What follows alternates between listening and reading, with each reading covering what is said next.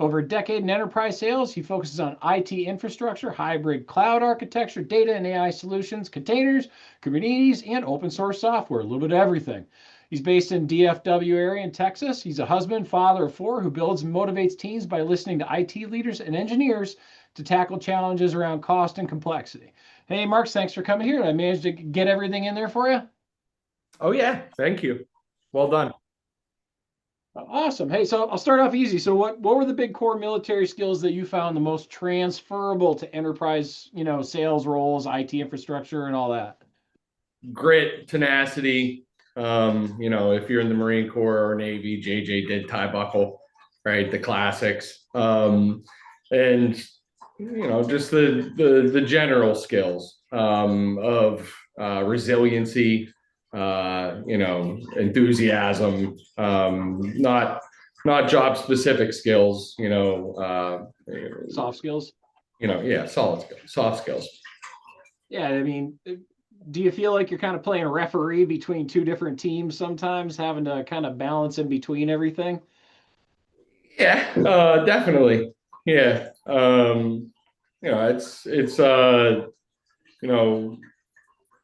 you know, I think we talked about it, going from my job as CBRN, I'm sure we'll get a little bit more into that, from the military to civilian life.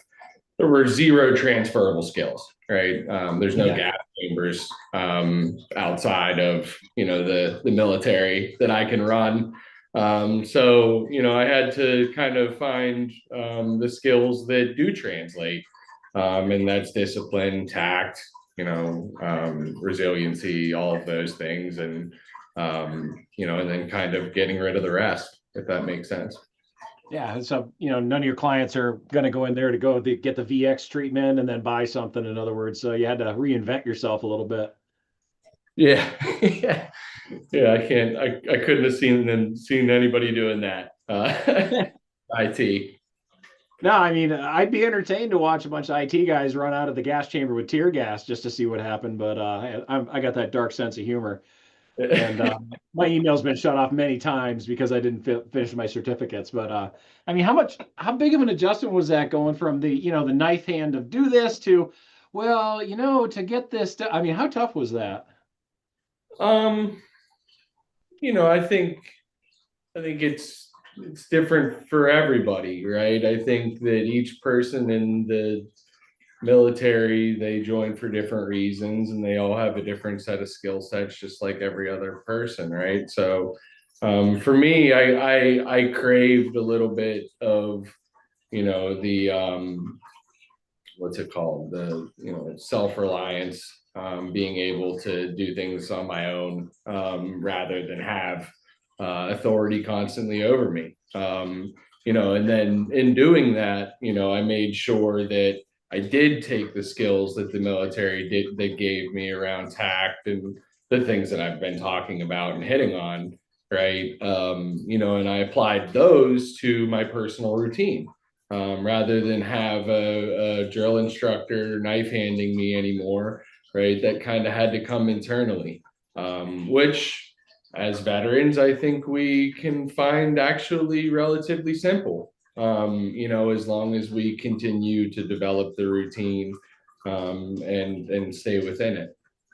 I still run, I still do a lot of the things that I was doing when I was in, to stay mentally prepared and physically fit, and ready in case this country ever should come calling again. And that's the way I was taught when I was in. And I think that rhythm is important when you get out.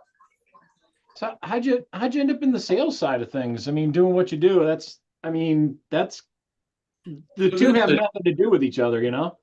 Yeah, and this is probably this is why I wanted to do this session today and talk to everybody, is because I think my path is a little bit unique, and it's really important. I don't know everybody's background or where they're coming from or what job they're doing. But once again, the job that I did in the military had zero transferable skills. When I got out, the first thing that I realized was I had a 4-year gap in my resume. That's all. Nobody said, "Oh wow, this Marine Corps, now you're eligible for this job. Now everybody saw it basically as white space, right? Just complete blank slate. And you have to answer for a gap in a resume. Shockingly, it's not just that it's blank. It's that you've been out of work for 4 years, essentially, almost in their eyes.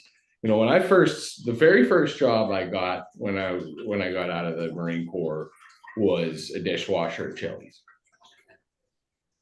That is a humbling experience, right? To go from a corporal who probably would have made sergeant and to strike out time and time again on application after application to then washing dishes at Chili's. I was maybe the only American citizen washing dishes at Chili's at the time. So that's important to understand. You have to be willing to do. You have to be willing to do whatever it is, right? To fund where you need to get to. I continued going to school at that time, and sales for me started actually with a commission only role. So there's no salary, no hourly earnings, no pay. You only get what you make, essentially. Whatever you sell is what you get. And that was my entryway. I did door-to-door solar sales. I knocked on doors, and whoever answered, I'd ask them about their electric bill. And if it was high, I'd pitch them solar to save money and increase value of their property. And I did that for 7 months, and that's really honestly the job that made me fall in love with sales. It's not for everybody, sales without a doubt, but I really enjoyed the psychological aspect of taking somebody from hating me on their front doorstep, right? The minute you knock on somebody's front door, they're like, please get lost. Taking them from that to maybe sitting down at the dinner table and signing a contract. That was a thrill for me, right? It's not for everybody though. From there, from that position, I did that for 7 months, and that's really what you have to do is we talked about this, Ernest, is no matter what you want to do when you get out, is you have to think about your resume and almost resume first, right? Like if you want to be an IT tech salesperson, you're not going to, nobody's going to hire you for that right now, right? But if you start as an entry-level salesperson, grind it out for 7 months, work your way up to the very next position, right? As maybe some, small, medium-sized business salesperson, then you work your way up. That's exactly the path that I took. So I after the door-to-door job, I got a job at a company selling websites. They sold websites to small businesses. Like chiropractors, dentists, opticians, things like that. Websites and digital marketing. And I did that for 3 years and I was successful. And I decided that it made sense for me to try to work larger accounts. So once again, I actually had to take a big step back in my career and I took a role at a company that was a complete failure. The company wasn't selling good and the product wasn't good. But I did it because I knew that title, right? That title and that role, if I could be in that, I'll be able to make the leap somewhere else. And that's the way you have to strategically think at all times. It's how can I build my resume in a way that people are going to read it and they're going to say, wow, that's, this person went from this to this to this to this to this. And then you become attractive to somebody like IBM, or somebody like Microsoft or any big major company, even outside. And then you've got a much easier product to sell with a guy, somebody like IBM rather than Bob's Computer Shack. Right. And there's a lot of different military programs and IT companies out there. Unfortunately, IBM's is very light. But Worldwide Technology has great programs for people coming out of the military. If you guys look at that, Amazon has literal liaisons of that work within the company that you can reach out to that'll try to find different roles for vets that are getting out.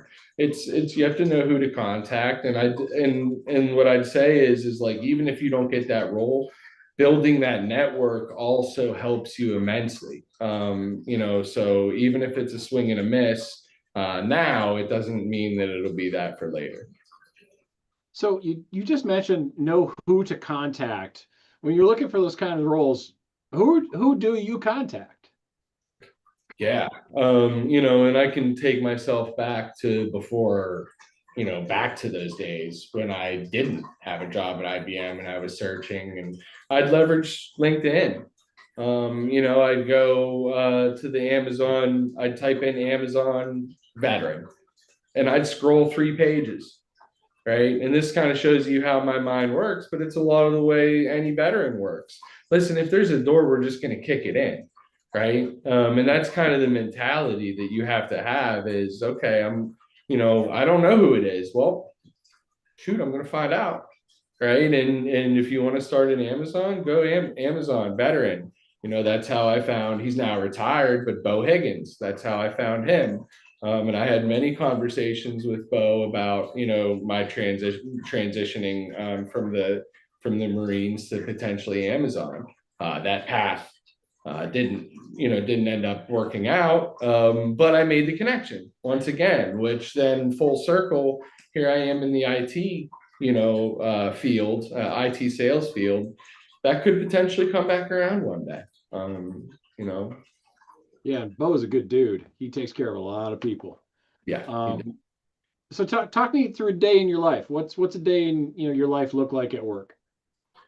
Yeah, so I'm in a new role now. I went from the digital sales manager position where I was managing 16 different sellers, and they were going out and basically grinding into new accounts. We had 63,000 accounts that, basically it was, hey, we have this quota, go meet this quota and see what you can create new on top. Drum up new business, go, right? Now the role that I'm in now is a little bit more of a senior role. So I'm literally covering 2 accounts. I went from 62,000 accounts to 2 accounts.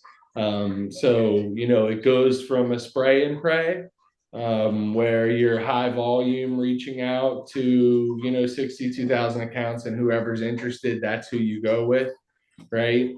Because you have 62,000, so who cares who's not interested? I'll find somebody who is, right? To now being extremely hyper targeted, and finding particular use cases.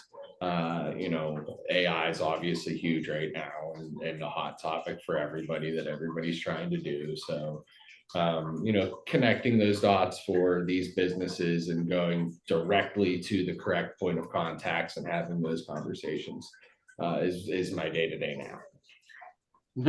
It's I'm going to guess that you went down to 2 companies, but those 2 companies are huge accounts. Would that be correct?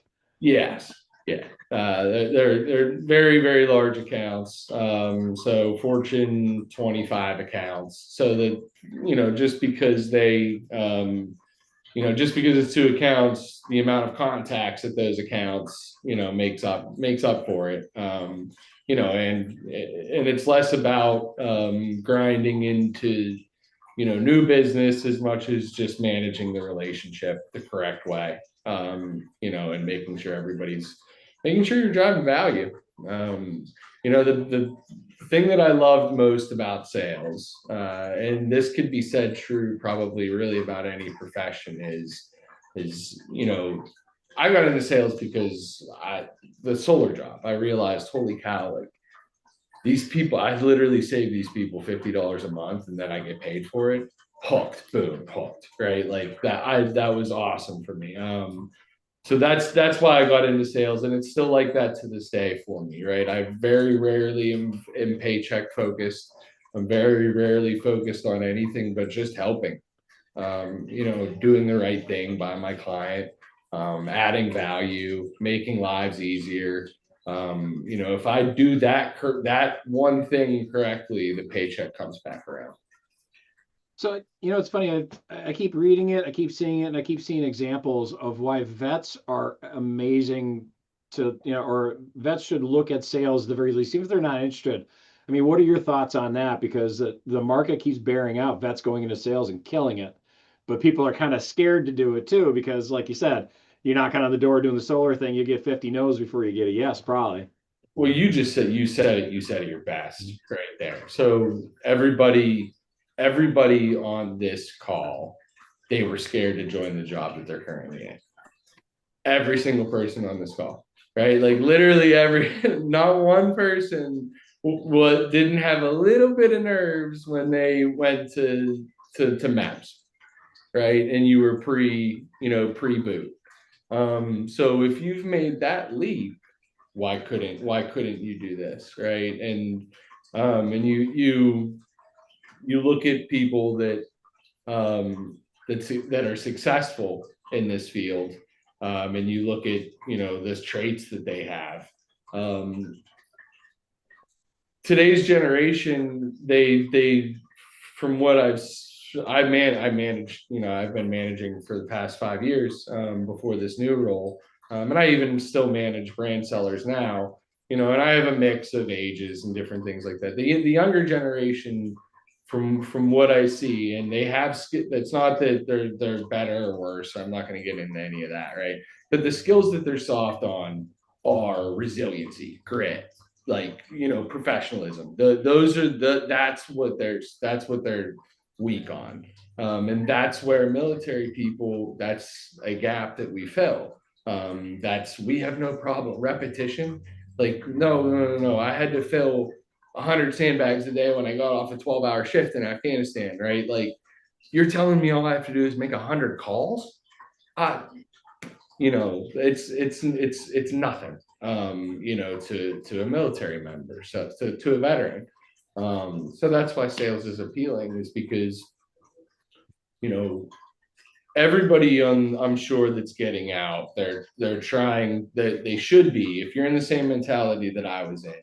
I wasn't getting out because I didn't love the military. I love the military. I'd have stayed in. I love the camaraderie. I love everything about the military. The reason I got out is because they weren't paying me enough, right? Like, plain and simple. I knew that my value was more than my paycheck, right? Like, if you're of that mentality, you're going to love sales, right? Because you will get exact whatever you put in, that extra hour, that extra 30 minutes, or just the extra effort will come back to you in the form of commissions, right? You'll actually make more money for the grit and the grind, which has to be appealing to somebody who's got buckets full of grit and grind. So what do you think that, I know what I would think, but what do you think, like, say the top two skills are that you need that, you might not realize you have to go into sales, and the top two things, like, hey, if you think like this, stay the hell away from sales. Like we've been repeating it, right? Great. If it's gonna suck, like, if you don't like suck, then stay away, right? But if I don't know, it doesn't suck to me, so I guess I take that back. I think it's different for everyone, right? So I'd say, if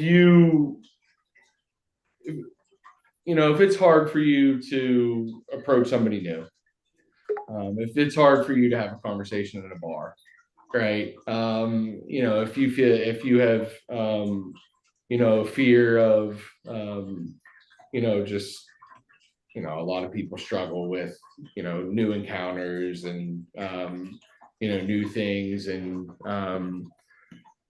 meeting new people. Social anxieties is, I guess, the word I'm looking for. If you have social anxieties, this job's obviously not for you. Or, I mean, it could be too. It depends on how you look at it, right? Some people think that, if you face those things head on, it helps you out too. So that's another thing I'd say is even if you don't make a career out of it, it might be a good job for you just getting out. It builds really, really good soft skills. Even for the people that we're talking about with social anxieties, I've managed people that had the worst social anxieties, and 6 months later, they're completely changed people, because they just got put through that cycle and repetition of talking to people. So as you can see, I'm an advocate, but I'm obviously aware that it's not for everyone. I don't know that I could put a a finger on what it would be, a negative trait that I could put my finger on that, would say stay away from sales. I don't know that I can put my finger on one. One for me would be thin skin. Sorry. One for me would be having thin skin, because if you can't take all those no's and you take it to heart, you're gonna have bad days. Right. Yeah. And yes, 100%. That's kind of what I was saying with the resiliency that's in the grit. You're going to face rejection. That's what, if a successful I've made my career cold calling and creating new business for nothing, right? To do that successfully, it often takes 100 dials a day, right? In those 100 dials a day, I might connect with 5-6 people. If I connect with 5-6 people, I might convert 2 of them into a meeting, which then might convert to one opportunity later down the road. So that's 100 phone calls to make one opportunity, right? And an opportunity is a chance. That doesn't mean that it's going to close, right? That just means that it's an opportunity to close business. So when you get into that type of mindset, that means you're going to get rejected 5,000 times, over a month span, but for you to get that one actual close, maybe 2 or 3 closes, that's probably the true numbers you're looking at. And you can't care about that. So if the chase is worth it, and it feels, like I said, I got so excited about helping that one person, if that's worth it for you, then it's worth it. Otherwise it's definitely a stay away. It'll drive you mad. Yes, it will. Going up on the military side of things. So now you're doing more senior management. How much of your military leadership that you learned are you applying today in the civilian side? Oh, big time. Now, with that being said, I'm a little bit different too. I'd say the number one thing I learned in leadership actually came from being a junior Marine, not a not a Lance or a corporal and above. And what I learned is that I never wanted to work for anybody that wasn't willing to do it themselves. Right. And that's probably the number one trait that I've taken with me into the corporate world. As a leader, I want to be the very best at what I'm leading. I want to be able to show people that there's a reason I'm in this seat. And a lead by example type mentality. That's stuck with me, and I've seen it time and time again, throughout my professional career with different leaders that I've been exposed to, and the cultures that get created, when that is vacant, right? When they don't, when people can't do what they're asking others to do, it creates a negative culture almost every single time, every time I've ever seen it. But when you have people that live and breathe it, and continue to flex that muscle and do it, and continue to show you that they can do it, and hop on your call and add value, right? That's different. Those are the skills that will get you promoted and will move up, the corporate ladder relatively quickly. As long as you're adding value to everybody around you. Is there, let's see, on the mental health side of things. So like, have you seen like mental health challenges in transitioning vets pursuing these types of careers? And, how do you think that can be addressed in that industry, especially like the sales side, where you see somebody maybe dealing with the military stuff and then getting into this? Have you had any observations there? Oh, it's a tough. Yeah, I mean, I recognize that for every story like mine, there's 50 to 100 that are nothing like mine. Right. And these are my best friends that I served with, you know, that I still talk to, and you know, and it's an absolute serious challenge, you know, and what I'd say is um you know, this is a tough one for me, because on one hand, you know, I say grit and resiliency and all of those things, but you know, in some mental health situations, you know, that doesn't always actually push people through. It actually breaks them, right? So this is a very hard this is a very hard subject for veterans, and I see it. You know, a lot of the people that I deployed with are struggling, and you know, what I'd say is that you just have to keep your individual focus, you know, and think long term vision. Think about where you want to be, what you want to be, you know, what it's going to take to actually get there, realistically, right? The challenges. I mean, I hope my story kind of helps people today, right? Of dishwasher chilies, right? Like that's the start.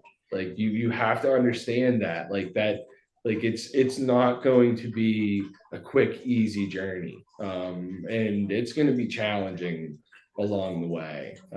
It's going to test you, right? But remember, what the military is also given you, you know, the skills that it's planted in you, and the shit you've been through, right? Like if you've gone through the past 4 years or 8 years or 16 or 20 or whatever you've done, and you're getting out now, uh, those were the hardest years of your life, right? Like always go back to that and think back to that. It's always going to get better from here, and use the skills that you know, you got there, and apply them outside, and you'll kill. I promise, if you do it the right way. Yeah, it's good stuff, man. So on the technical side, so drawn on your experience, what emerging tech trends in like hybrid, cloud, and open source do you recommend that vets focus on for career growth if they're going into that side of the industry? Um, I don't know if you see that kind of stuff from your seat or not. Big time. Yeah. I'm kind of trying to think of like kind of where to start, because it's a broad, you know, it's exceptionally broad. But really anywhere. Tech is booming, right? You know, where you want to focus if you're going to try to break into tech. Um, you want to start a small company when you get out. You know, if you're going to start sales, start with a phone. It's called business development rep or sales development rep, or something like that. Those are entry level jobs. You know, you will be the person phone calling, trying to set up meetings, essentially. You know, but every single business, every IT business has SDRs, MDRs, BDRs. Those are the titles that you'll see. Development rep, business development rep, market development rep, sales development rep, all of those, right? Those are a really good place to start for sales, right? If you're going to try to get into, if you're going to try to do actual IT consulting, right, or engineer work, or development work or something like that, there are internship programs that you can look for, particularly for veterans. The other place to look is certifications. There's a lot of these businesses that offer certifications for a lot of veterans, in fact, to get certified on these technologies. When it comes to the tech space, certifications are bigger than degrees, right? If I'm certified to work on a mainframe, nobody's going to care about what degree I hold. I'm certified, you know, that I can get a job as a mainframe administrator. If I'm certified to work on Linux, I can become a Linux administrator, right? If I'm so on and so forth. So, you know, you've kind of got to find out what you want to do, whether you want to develop, whether you want to create software applications, whether you want to just maintain systems, right? But from there, you got to find whatever that entry level role is, and kind of go from there. Yeah, it's something a lot of people don't want to hear is after doing, 5, 20, 25, 35 years is, hey, you're going to have to go entry level, otherwise nobody's going to call. And I mean, that's kind of the realistic thing. You did 4 years, you had to start The at the good bottom, news but is here's what I can tell you. If you have an entry level BDR role for IBM, you're making double what you made as an E4, right? So, on one hand, you're thinking, oh, I'm entry level, but I think the starting salary for a BDR at IBM is 65 and up, right? And then the commissions on top of that, it's usually a 50-50 plan. So you're looking at, 120K just to make phone calls and set up meetings, essentially. Right. So, on one hand, entry level, you're like, man, entry level, but on the other hand, in the civilian world pays more without a doubt. So I think even when I had my website selling job, I was making more than I made as a corporal. Right now, the grind was more. I can honestly say that it gets harder outside of the military. Promise you. The chow hall's not there, right? You can't just sap your whole paycheck in the first week and then go poor for 2 weeks. Like you really got to be on top of yourself, and um, have uh, be independent.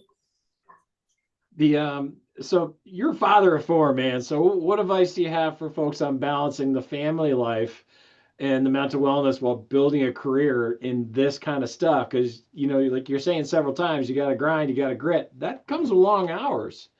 I mean, how you do it? um, oh man, a thick skin. You can't freak out about the small stuff. You can't sweat the small stuff. As a parent, when you've got one, you kind of sweat the small stuff. Then you have two, and you're like, oh, the small stuff matters. Then three, you're like, the small stuff doesn't really matter anymore. And then four, you're just like, What small stuff? you guys are gonna do whatever you do. So, you know, so yeah, I don't, I just, my kids jump on meetings sometimes, in the middle of an important client calls, right? And there's that military tact that we talked about, right? Being able to redirect them while still running a multi-million dollar deal all at the same time, right? There it is again. So that's where those skills come in. Uh, yeah. Yeah. So talk to me about your thought on like how important stuff like community involvement for folks is with that kind of a thing, and on the sales side. If whatever product you're selling, not necessarily yours. Yeah, it's massively important. This is community involvement is where you get your best networking opportunities, without a doubt. Particularly in the role that I'm in right now, not so much the role that I was just previously in, but when I'm serving two clients that are both in the same location and they're hyper involved in the community, it's extremely important, right? But you could take that and parallel it to what you guys are about to try to accomplish and getting out there and into the private sector. That's a great way to find jobs. Right. That's a great way to meet new people that are hiring for different roles, whether it be now or whether it be a year from now. Right. Once again, that kind of like that Bo Higgins story. It might not be now, but maybe it's 10 years later. But that network, you're building that network. He knows people, right? You introduce each other to people. All those things matter. It might seem cliche and kind of minor, but it's not. It's important to build. Yeah, I mean, you'd be surprised what you can get done just by showing up having coffee with some people in a group in a town, all of a sudden, like, oh, hey, I'm buying a house, or, whatever your sales business is, because that word of mouth travels fast. Obviously, in a case like yours, you're not looking at the local coffee shop to sell something at, but I got to imagine you've probably been on a few trips where you had to do that kind of stuff for clients. How did those go? I mean, I enjoy it. Yeah, Right. TDY. Yeah, it's fun. IBM's been really, really good about making sure that we are located near our clients, right? So my travel is very minimal. It doesn't impact, family life very much. I have a lot of free time, for my kids, and uh, my experience actually has been the opposite. I've been able to do uh, to be a top contributor, while not working 11, 10, 11-hour days, or being available at, from 7 to 9 p.m. or anything like that. This is maybe back to military skills. The amount of work that I'm going to put in an 8-hour shift is significantly more than most people. Just comes from the Marine Corps, right? So if you have that mentality, then you'll be fine. You won't have to put in 8-hour days, right? So Outside of personally, like somebody looking to get into the sales side of things on their resume, so say they're aircraft mechanic, like I was at one point. How do you express in a resume well enough to at least get somebody to give you a call for an interview that, hey, I've never done sales, but I'm interested. Is there any things in there that you could suggest so for the the key kind of the above key the for fold? me, the biggest suggestion for me would be back to the solar role. Like there are roles that'll hire sales professionals for anything, right? Like they don't care where you come from, Just a how body. old you are, what you look like, right? Like they will just hire you. Cutco, right? Like there's these different brands that's their model. They're not going to pay you anything, right? Unless you close. If you close, then they pay you commissions. But that's where it starts, right? Like if you could put 7 months of Cutco, doesn't matter if you suck. I mean, so pardon my language. Doesn't matter if you're not good, right? Like if you're You really can say they suck. good at it. Okay, I'm just making sure. Right? Like, doesn't matter if you totally suck at selling knives. It's the fact that you now have 7 months of sales experience that you can take to the website company that's doing marketing or whatever they're doing, and you can say, "Hey, I was a salesperson. I'm really interested in your entry level roles." Right now, you boom, boom. You just slowly work your way up the ladder, right? So you go from commission only, particularly if you're going to get out and you're going to get BAH, right, and kind of collect that. Go get a roommate. Go get a commissions only job. Work it for 7 months. Don't even be good at it. But boom, it's a job for your resume now. You said I've done sales for 7 months, a year, a year and a half, however long you stick it out, that will put you in a really good place for one of these entry level roles that I talked about, like a BDR role, or for anyone. I mean, if you type in BDR on LinkedIn jobs right now, you're going to get 100,000 openings, right? So that's where I'd start. I'd go commissions only, and then I'd work my way up into one of the BDR roles. Yeah, is there any companies you would say like don't start there though, that you're aware of? I mean, other than Cutco, it sounds like just some of the big companies that somebody might go, "Hey, I got hired by." I mean, like, "Oh, dude, you're in for it." I mean, that's to be honest with you, that's every commissions only job. Like, Yeah. don't think that this first job, whatever job they're gonna sell you like this is the greatest job that anyone's ever worked. Whether it's door-to-door security sales or door-to-door solar sales, there's gonna be rumors about people that make 260K a year and all this stuff, right? Don't buy into all that. It is a resume builder, right? Like, don't focus on whether it's good, bad, indifferent, anything like that. Mine was American Solar Express.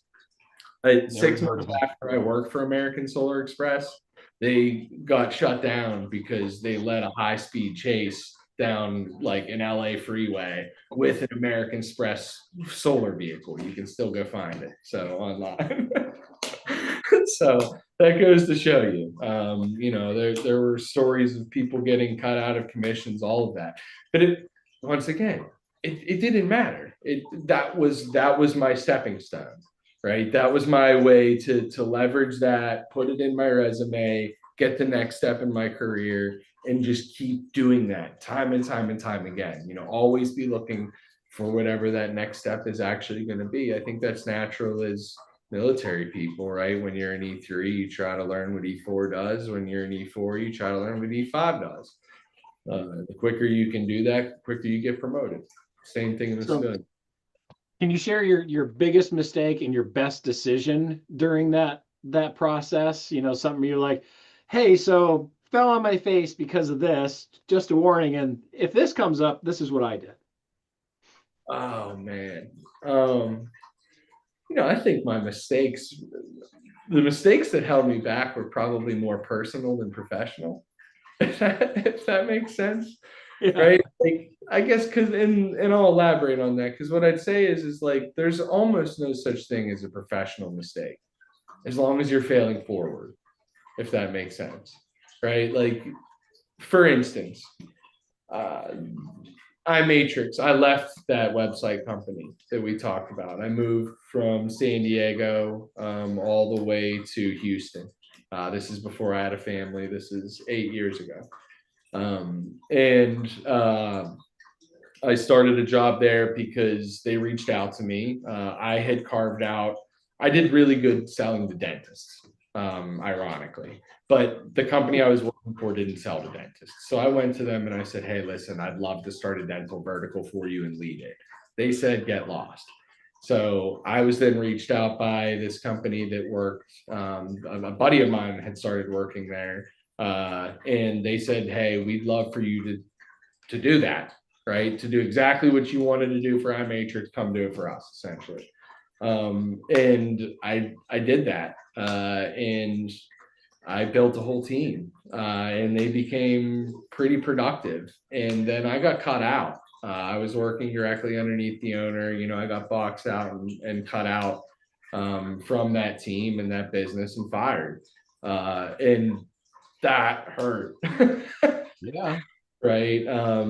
That hurt. But once again, I mean, in the moment, you're in the moment, you're heated, you're mad, but God, that worked out for me. Right. Like, if that doesn't happen, I'm still with that company right now, as a business development leader, right? That moment challenged me. It made me say, okay, you're screwed, right? You have no job. What was it made me go back to that. What was your next step? What was your next step going to be? Right. And it helped me actually regulate, I would say, right? We get really comfortable in the civilian world. It's really, really easy to get comfortable. That's the one warning I'll have, right? As you come out and you start that BDR role. And like I said, you're making a little bit more money than you made in the military, and it's super easy and you like it. You get comfortable, right? I think there's these moments where that gets shaken out of you. And when that happens, it's usually a good thing. It usually, in the moment you can't see through it. You kind of have that fog of war. I was just relocated. 6 months ago, the reason why I started this new role was they said, hey, we're moving the entire team. The entire digital sales center for IBM is closing in Dallas. We're moving everybody to Austin. You got to find a new job, right? And once again, 4 kids, panic sets in, right? You think, man, this is horrible. You go through all the reasons why it's bad, and then here I am, right? The next step, the next level, higher up than what I was, right? And it goes to show you, right? Once again, like, you can piggyback these moments. Like, these moments are usually rarely bad if you treat it right the right way. and you keep that military grind, that resilience, that, that it's more rejection, not having a fear of rejection and not getting all caught up in the fact that they're doing this, and just marching forward, right? Finding whatever foot's going to go next. There's usually value in that. And I usually come top every time. Yeah, sometimes you fail forward and it seems like the end of the world and everything's falling apart. And then like in your case, you fell up. I mean, that's a refreshing change from most of the stories that we hear that are veteran centric. So that I'm glad to hear that. So on your side, was there anything that I missed that you wanted to talk about or discuss? No, I think I don't know. I think you wanted to do a kind of Q&A at the end as well. So we want to Yeah, make sure yeah. If enough anybody's got time. any questions, fire them. Yeah, it depends on how many people wanted to get into sales and all that. So, Yeah. so Yeah. is there